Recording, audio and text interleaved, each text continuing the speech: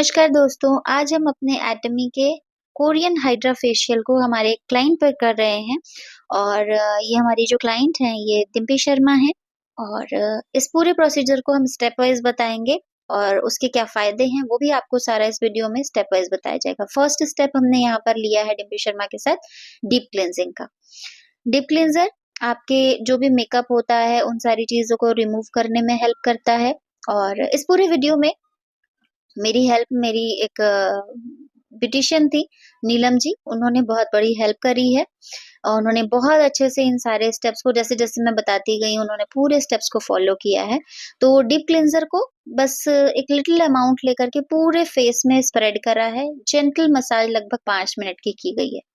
बहुत ज्यादा नहीं लेना है। अगर फेस में मेकअप थोड़ा ज्यादा रहता है तो क्वांटिटी थोड़ी ज्यादा लेकर के करना है। एक लिटिल क्वांटिटी के साथ हमने डीप क्लेंजिंग किया जो कि डिम्पी जी के फेस के जो भी डर्ट थे, एक्सटर्नल टेक्सचर्स था उसमें, उन सारी चीजों को क्लियर करने में हेल्प कर रहा था, स्किन को फॉर्म करने में हेल्प कर रहा था, ग्लॉसी स्किन के साथ एक इवन स्किन टोन उनको प्रोवाइड करी।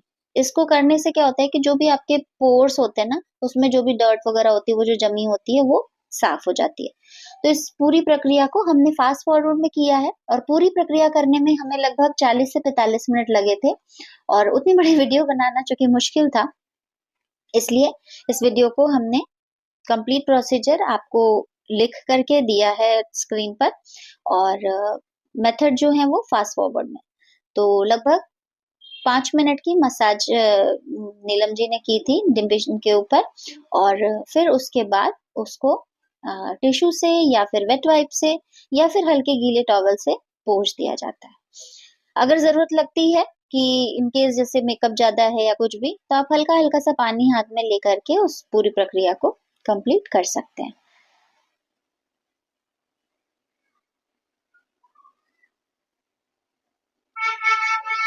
नीलम जी ने बहुत अच्छे से सारे स्टेप्स को फॉलो किया, एक कंप्लीट प्रेशर पॉइंट्स देते हुए बहुत ही जेंटली उनका मसाज किया था। बहुत ही अच्छे से हाथ वो सारा चला रहे थे, जैसे जैसे मैं बताती गई थी उन्होंने सारा प्रोसीजर वैसे ही कंप्लीट किया है। तो आप देख पा रहे होंगे कि क्या प्रोसीजर होना चाहिए। इस तरह से कि आपको एक आइडिया भी मिल जाएगा कि किस तरीके से हमें फेशियल करना चाहिए। अगर हम घर पे भी कर रहे हैं तो किस तरीके से हमें करना चाहिए। उसके बाद फिर अपना मसाज करते हुए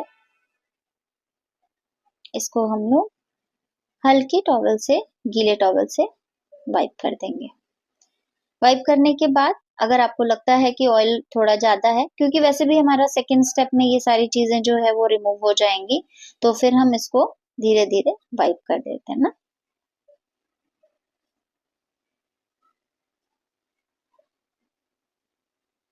जब नीलम जी इस काम को कर रहे थे तो वो मुझे बता भी रहे थे कि मैम इसका जो मॉइस्चर है वो बहुत अच्छा है, हाथ बहुत तेजी से चल रहा है इसमें, मतलब ग्लाइड कर रहा है हाथ।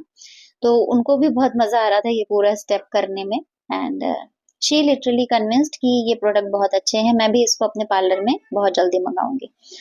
फिर उसके बाद हमने सेकंड जो स्टेप लिया था वो फोम क्लेंजर लिया है, लिटिल क्वांटिटी एज सच हम जानते हैं। फोम क्लेंजर क्योंकि पोर्स हमारे ओपन हो चुके हैं, पॉल्यूशन वाला या जो भी डर्ट वगैरह वो बाहर आ चुकी है, अब उसको एक फोम बेस्ड प्रक्रिया के साथ हमें क्लीन करना है। पोर्स को क्लीन करने का काम करेगा, जो भी स्किन पे रेजिड्यूज वगैरह है उनको लगाएगा, एंटीबैक्टीरियल इफेक्ट डालता है, फिर साथ ही साथ हाइड्रेट भी करता है, मॉइस्चर भी करता है और किसी भी तरह की कोई भी प्रॉब्लम होती है तो उसको भी हटाने में हेल्प करता है। बहुत अच्छे से इन्होंने सारे स्टेप्स को फॉलो किया और आप देख सकते होंगे कि फेस का एक एक हिस्सा अच्छी तरीके से किया जा रहा है मसाज।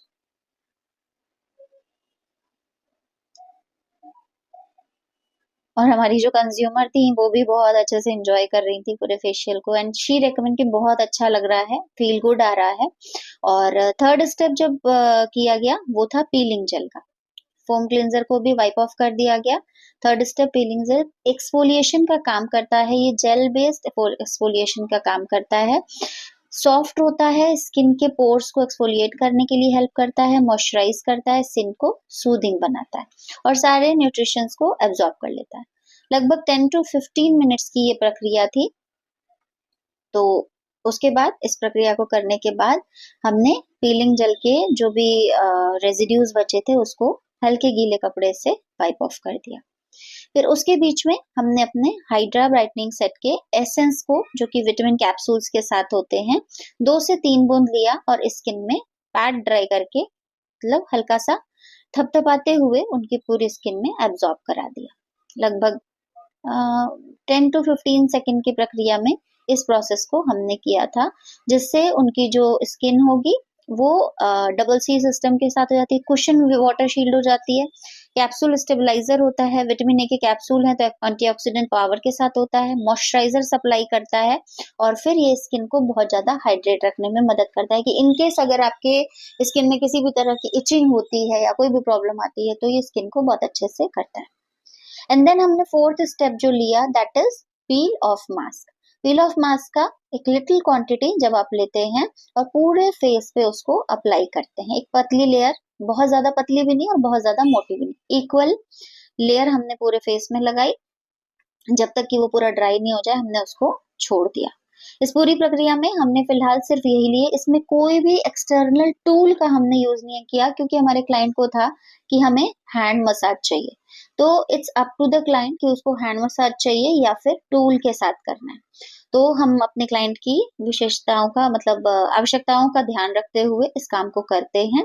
और जैसे उसकी नीड होती है, अगर उन्हें लगता है कि आपको टूल के साथ करना है तो फिर हम अपने कुछ टूल का इस्तेमाल करके उसके पोर्स को, क्लॉग्ड पोर्स जो होते हैं, जो ब्लैक हेड्स वगैरह होते हैं, उनको रिमूव करने में यूज करते हैं। मसाज के लिए हम टूल का इस्तेमाल करते हैं, बट क्लाइंट अगर तैयार होता है कि हाथ से कराना है तो फिर हम हाथ से।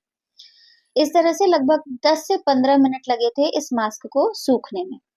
ध्यान दें, मास्क जब भी हम लगाते हैं हमें बोलना नहीं है और ना ही हमें स्माइल करना, क्योंकि जैसे जैसे मास्क सूखेगा ना वो आपके स्माइल लाइंस को और इवन जहां पर भी आप हंसेंगे तो जो भी रिंकल्स होंगे उसको बढ़ावा देगा।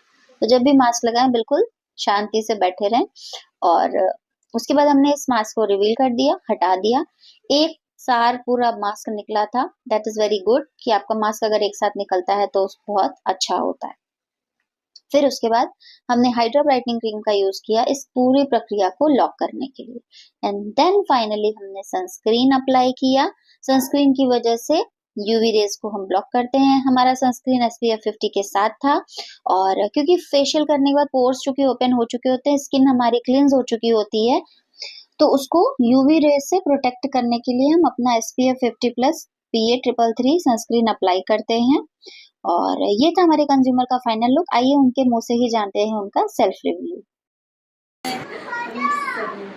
हेलो डिम्पी, कैसा लगा आपको प्रोडक्ट जब यूज करा आपने कोरियन फेशियल का? तो प्रोडक्ट यूज करने के बाद मेरी स्किन में कोई भी साइड इफेक्ट तो महसूस हुआ ही नहीं, क्योंकि मैंने पहले कभी भी जब भी फेशियल कराया है मेरी स्किन पे एकदम तो रैशेस, स्पॉट्स, इवन क्लीनर से भी मेरे स्पॉट्स हो जाते थे, सिंपल क्लिनजिंग से भी।